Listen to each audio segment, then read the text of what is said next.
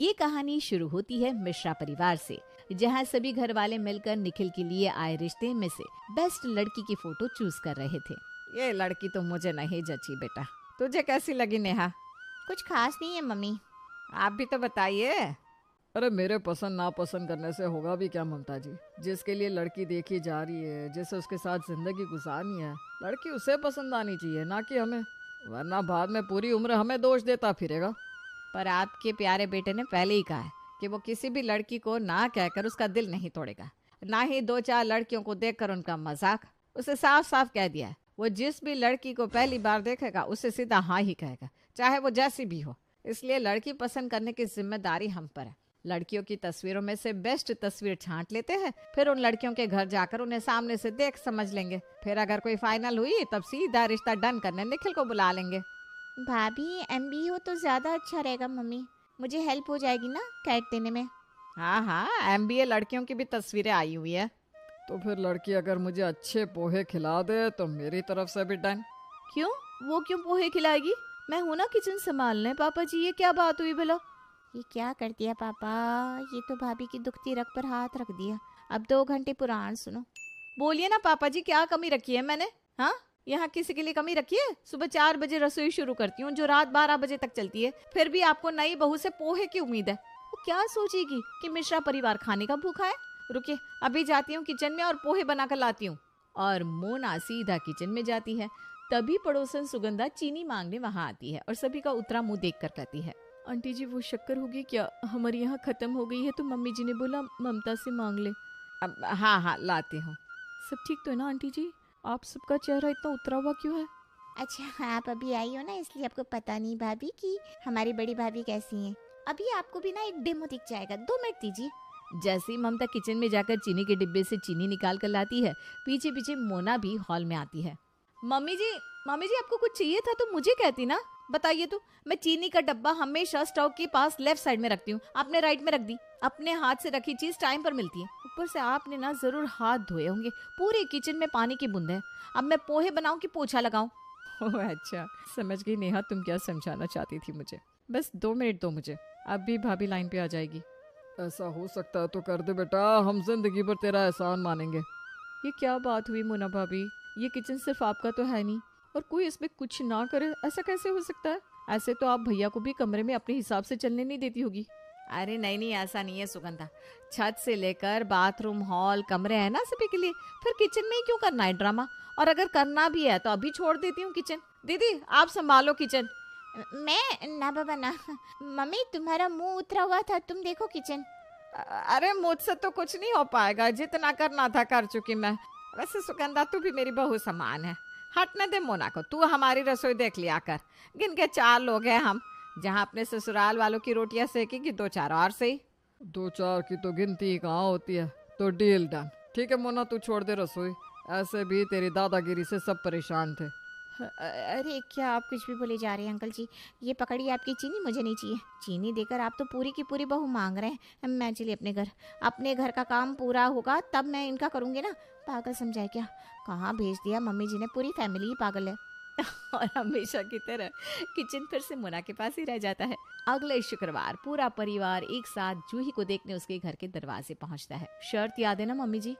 अरे हाँ भाई हाँ, याद है। तू माथे पर मत चढ़ मेरे। अंदर चलना है कि यहीं से वापस निकल ले? दरवाजे पर ही शुरू हो गए, हद है आप भी। और आना कानी करते सभी जूही के घर के अंदर जाते हैं। अरे जूही की अम्मा, लड़के वाले आ गए, रसोई छोड़िए। माफ कीजिएगा भाई साहब, पहली बार कोई जूही को देखने आया है तो जरा उसकी माँ घबराई हुई है। अरे कोई बात नहीं मनोज भाई साहब, सबके लिए कोई ना कोई रिश्ता पहला होता ही है, और भगवान ने चाहा तो ये आखिरी भी हो जाएगा। दोनों परिवार में बातचीत शुरू होती है। जरा जूही को तो बुलाइए बहन जी। जूही साड़ी पहनकर बाहर आती है। लड़की के रूप में तो कोई कमी नहीं है बहन जी, फोटो से ज्यादा सामने सुंदर लगती है जूही। मुझे तो ये फोटो वगैरह पर भरोसा ही नहीं रह गया। फिल्टर का जमाना है, होता कुछ है दिखता कुछ है। पर आपकी बेटी तो सभी लोगों से अलग निकली। हमारी बेटी है ही अलग भाई साहब, पढ़ने लिखने में 1 नंबर। तुम खुद बताओ ना जूही। मैं 10th में स्टेट टॉपर थी अंकल जी, और अभी मास्टर कर रही हूँ। बैंक के एग्ज़ाम भी देती हूँ। पिछली बार से 0.5 से रह गया था। पर ऐसा नहीं है कि हमारी बेटी सिर्फ पढ़ाई में तेज है, खाना बनाने में कोई जूही का हाथ नहीं पकड़ सकता। नहीं नहीं अंकल जी, खाने वाने की तो बात ही मत कीजिए। जूही पड़ेगी, खाना बनाने के लिए मैं हूँ ना। और हाँ, मेरी एक शर्त है कि खाना हमेशा मैं ही बनाऊंगी। अरे जी, ये तो चमत्कार हो गया। जूही का 16 सोमवार का व्रत पूरा नहीं हुआ कि ऐसा रिश्ता मिल गया। ये रिश्ता हाथ से ना जाए बस। वही तो, जहाँ जेठानियाँ देवरानी के आने का इंतजार करती है कि कब वो आए, काम बांटे, यहाँ तो जेठानी शर्त रख रही है कि रसोई वही देखेगी। गजब हो गया भाई। जूही के साथ साथ उसके परिवार वाले मिश्रा परिवार की इतनी आवभगत करते हैं कि ममता कहती है, मुझे तो लगता है अब निखिल को बुला लेना चाहिए। अभी सगाई कर देते हैं, आप 1 घंटे में तैयारी कर लीजिए। और निखिल आता है, कुछ देर जूही से बात करता है और दोनों की सगाई हो जाती है। तुरंत सगाई और हफ्ते भर में शादी। वो कहते हैं ना, चिट्ट मंगनी पट ब्याह। बिना देर किए ममता अपनी छोटी बहू को अपने घर ले आती है। शादी के दूसरे दिन तैयार होकर जूही अपना फोन चला रही थी कि उसे उसकी माँ का कॉल आता है। पहली रसोई में क्या बना रही है बेटा? मैं क्यों कुछ बनाऊंगी मम्मी, मैं तो फोन चला रही हूँ। जब जेठानी ने बोल दिया है कि वो रसोई संभाल लेगी, मैं दिमाग क्यों लगाऊं? अरे बैल बुद्धि, रस्में तो करेगी कि नहीं कि वो भी नहीं करेगी? सही तो कह रही है जूही। तुम तो ऐसे अपनी बेटी की शादी तोड़वा दोगे। तू वहाँ गृहस्थी बसाने गई है, ऐसा कुछ मत करना कि हमारी नाक कट जाए। अभी उठ और जाकर अपनी पहली रसोई बना। जूही अपनी माँ की बात मानकर किचन में जाती है। OMG, इतना साफ किचन देख के लगता है मानो यहाँ कभी खाना बना ही नहीं। अब जल्दी से नाश्ता बना लेती हूँ। जूही रोटियां बना रही थी कि मोना रसोई में आ जाती है। 2 मिनट रसोई से निकलती नहीं कि यहाँ कोई ना कोई पहुंच जाता है। इतना सारा आटा स्लैब पर गिरा दिया जूही तुमने। अब काम कर ही रही हो तो ढंग से करो ना। अरे रोटियां बनेगी तो आटा तो गिरेगा ना भाभी। अभी खाना बनाने के बाद साफ कर दूंगी। नाश्ते की तैयारी तो मैं कर ही देती, इतनी हड़बड़ी क्या थी? किसे लग गई थी भूख? भूख किसी को नहीं लगी भाभी, पर मैं इस घर की बहू हूँ तो अपनी पहली रसोई तो करूंगी ना। और मैंने तो बस रोटियां ही बनाई हैं। कोई पाप नहीं कर दिया जो आप इस तरह टेढ़े जवाब दे रही हैं मुझे। अगर आप नहीं चाहती कि मैं ये रस्म करूं तो आप जाकर मम्मी जी को कह दीजिए, वो बाहर बैठे सभी मेहमानों को वापस भेज देंगी। मोना रसोई के बाहर आती है। जूही खाना बनाकर सभी को परोसती है खाने के टेबल पर। खाना तो बहुत अच्छा बनाती हो तुम बहू। सच में ऐसा लग रहा है मानो मैं किसी 5 स्टार रेस्टोरेंट में बैठा हूँ। मानना पड़ेगा ममता, तेरे तो दोनों ही हाथों में लड्डू है। दोनों ही बहू एक नंबर खाना बनाती है। इस रसोई के बाद जो महाभारत होने वाली है उसे तो मुझे ही झेलना होगा। इन लोगों को क्या पता, जो अपनापन ये दिख रहा है वो तो बस दिखावा है। काहे का 5 स्टार निखिल? अरे भिंडियों को देखो, एक लंबी एक छोटी, ऐसे कटती है क्या सब्जियां? मैंने तो अपनी पहली रसोई में 4 सब्जी और 2 मिठाई बनाई थी। अब इतनी पढ़ने वाली लड़कियों से और क्या ही आशा की जा सकती है। खाने के बाद सभी उठकर अपनी प्लेट को लेकर रसोई में जाने लगते हैं। तभी मोना कहती है, आप रसोई में कहाँ जा रही है बुआ जी? प्लेट टेबल पर ही छोड़ दीजिए, मैं हूँ ना, उठा लूंगी। अरे बेटा, कितना काम करेगी तू, और मुझे हाथ भी तो धोने हैं। तो गैलरी में हाथ धो लीजिए ना बुआ जी। अरे तेरी गैलरी का नल चालू ही नहीं होता। मैं जा रही हूँ रसोई में। जैसे जैसे सभी मेहमान रसोई में जाते हैं, मोना का टेंशन उतना ही बढ़ता जाता है। कुछ देर बाद जैसे ही शादी में आए हुए सभी मेहमान अपने अपने घर के लिए रवाना होते हैं, मोना का सफाई अभियान शुरू हो जाता है। बाप रे बाप, क्या हालत कर दी है इन लोगों ने मेरी रसोई की। सब कुछ यहाँ वहाँ कर दिया। छी छी छी। सुरेश जी, आज दोपहर और रात का खाना आप लोग बाहर से मंगवा लीजिए। निखिल के कमरे में डिस्पोजेबल है ना, उसी में खाना खा लीजिएगा, क्योंकि आज किचन में कोई काम नहीं हो पाएगा। और सुबह से रात 8 बजे तक मोना रसोई ही साफ करती रहती है। भाभी को भी न जाने कौन सा दौरा पड़ जाता है। इतनी गंदी तो रसोई नहीं थी। अरे तू ज्यादा मत बोल, अभी तेरी भाभी ने सुन लिया तो रसोई की जिम्मेदारी तेरे हाथ लग जाएगी। बोल, कर लेगी क्या काम तू? इस तरह मोना अपनी मर्जी के हिसाब से रसोई चलाती रहती है। कुछ दिन बाद जब दोपहर के वक्त ममता की नींद खुलती है और वो कमरे से बाहर आती है। बड़ी जोरों की भूख लग रही है, क्या करूं? सब लोग सो रहे हैं। मोना को उठाऊं क्या? नहीं, उसे अगर कोई नींद से उठाता है तो उसे माइग्रेन का दर्द हो जाता है। जब तक वो उठेगी तब तक मैं खाना खा लूंगी। जाकर देखते हूँ खाने में क्या है। ममता रसोई में जाती है और फ्रिज देखती है। अरे फ्रिज में भी कुछ नहीं है। लगता है बहू ने हमेशा की तरह सब कुछ खत्म करके बर्तन धो दिए। आटा गूंद के रोटियां बना लेती हूँ और दही के साथ खा लूंगी। ममता रोटी बनाने के बाद अपने हिसाब से स्लैब साफ करके जैसे ही खाने बैठती है कि मोना की आंख खुल जाती है। और आंख खुलते ही मोना अपनी फेवरेट रसोई में जाती है और जैसे ही वो स्लैब को देखती है समझ जाती है किसी ने तो रसोई में कुछ तो बनाया है। जीने नहीं देगा यहाँ कोई मुझे। दिन भर मैं सफाई करती रहती हूँ, खिला पिला कर सोने गई थी, फिर भी किसी के पेट की भूख जग गई। अरे मुझे उठा देते, पर नहीं, पहले चाय बनाकर पीती हूँ, सर बहुत दर्द हो रहा है। जैसे ही मोना दूध निकालने के लिए फ्रिज खोलती है तो वो देखती है दही तो फर्स्ट रैक की जगह सेकंड रैक में है, और ये देखते ही उसका दिमाग चकरा जाता है। वो चिल्लाती हुई हॉल में आती है जहाँ उसकी सास दही के साथ पराठे खा रही थी। आपको दही चाहिए थी तो मुझे बोल दिया होता मम्मी जी, मैं आपके लिए दही बल्ले बना देती। अरे बहू तू सो रही थी ना, तुझे उठाती तो तेरे सर में दर्द हो जाता। और वैसे भी ये घर मेरा भी तो है, किसी वक्त तू इधर उधर हुई तो रसोई में मैं 2 रोटी बना लूंगी तो क्या हो जाएगा। पूरा दिन खराब हो गया मेरा। आपको पता है ना मम्मी जी, मुझे पसंद नहीं कि कोई मेरी रखी हुई चीजों को यहाँ से वहां करे। अब पूरी रसोई फिर से साफ करनी पड़ेगी।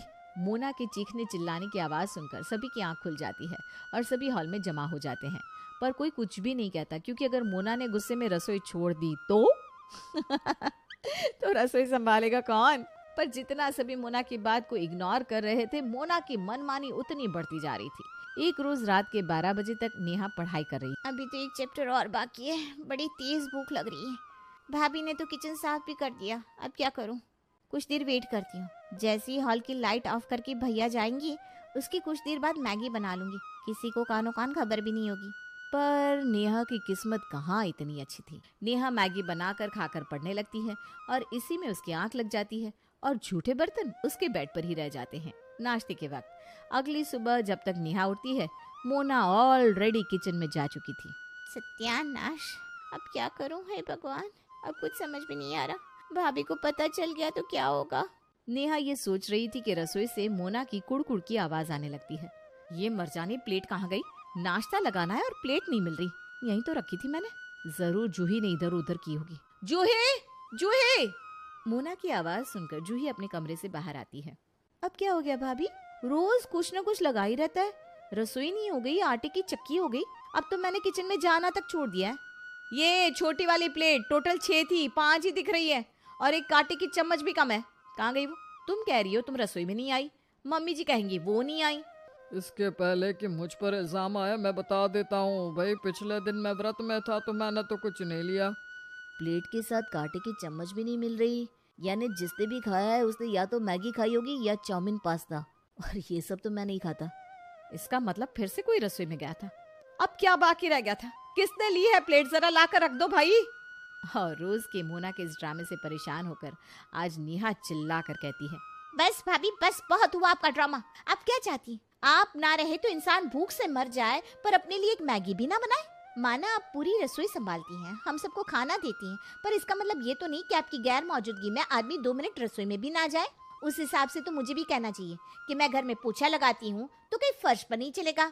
जूही भाभी को भी कहना चाहिए, वो कपड़े धोती है तो कोई कपड़े पहनेगा नहीं, क्योंकि अगर कपड़े में दाग लग गए, कोई कपड़ा यहाँ से वहाँ हुआ तो उनका काम बढ़ जाएगा। दीदी बिल्कुल सही कह रही है भाभी। हाँ बिल्कुल सही कह रही है नेहा, किसी चीज की एक सीमा होती है बहू। ससुराल बड़ा है या रसोई? तुमने तो ससुराल से बढ़कर रसोई को ही अहमियत दे दी। मुझे नहीं पता मम्मी जी, इस बात पर पहले भी बहुत बार बहस हो चुकी है। आप सब अलग हैं और मैं अलग हूँ। मैं अगर रसोई संभालूंगी तो फिर मुझे उसमें किसी का भी हस्तक्षेप नहीं चाहिए, और रसोई संभालूंगी तो मैं ही। नहीं रहेगा हस्तक्षेप भाभी, मैंने इसका भी उपाय ढूंढ लिया है। हमारे घर के बाहर जो स्टोर रूम है ना, उसी को किचन बना देते हैं और भाभी को सौंप देते हैं। भाभी का बेड, तकिया, बिस्तर भी वहीं लगा लेंगी। 24 घंटे चेक करती रहेंगी कि कहीं कोई अंदर तो नहीं आया, आराम से नजर भी रख पाएंगी। वैसे तो मैं कभी इन बातों में नहीं बोलता, पर आज मुझे लग रहा है कि नेहा सही कह रही है। फिर घर के अंदर की रसोई में हम सब जा सकेंगे और बाहर की रसोई मोना देखेंगे, ठीक है ना? और अपनी रसोई को लेकर प्यार के आगे मोना इस बात पर राजी हो जाती है। अगली ही सुबह इंटीरियर डिजाइनर आकर बाहर के शोरूम को किचन में चेंज कर देते हैं। अपना बोरिया बिस्तरा लेकर मोना वहीं शिफ्ट हो जाती है और मिश्रा परिवार की ये प्रॉब्लम हमेशा के लिए सॉल्व हो जाती है।